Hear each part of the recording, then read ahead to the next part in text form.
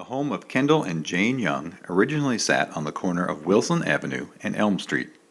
It housed our first library in 1898.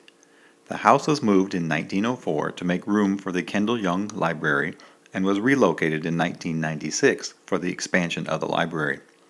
It became the property of the Women's Club in 1923 and contained several original pieces. Kendall Kittredge Young was born in 1820 in Eden, Maine. As a young man, he served in a border dispute between Maine and New Brunswick. For his service, he was paid $18 and given 2 land warrants in Iowa, 40 acres in Hamilton County and 120 acres in Kossuth County.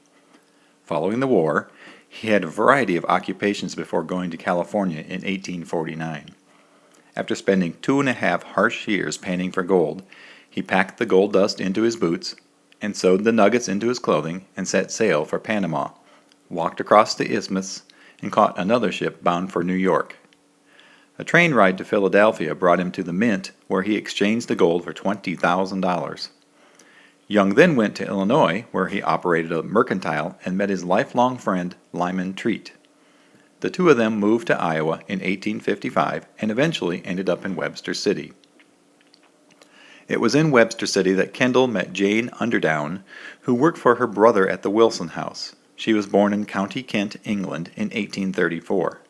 They were married in 1858. Kendall and Lyman both operated mercantiles on Seneca Street. Young and L.L. Estes, who operated a drugstore, opened the first bank in town in 1871. Young served as president and Estes as vice president of First National Bank. The Youngs purchased a hog lot from Jane's brother on which to build their home. It was in the kitchen of that home that a young Teresa Treat, a member of the 6 o'clock club, asked her wealthy neighbor for a donation to build a library. He turned down her request, saying they would never be able to build a proper library. When Jane's health deteriorated, Kendall turned his mercantile over to Julius Jones and took his wife to Maine to recuperate. In 1888, at the age of 58, she was admitted to a sanitarium in Battle Creek, Michigan, where she died in 1903 at the age of 69. Her funeral was held at the home she had left 15 years before.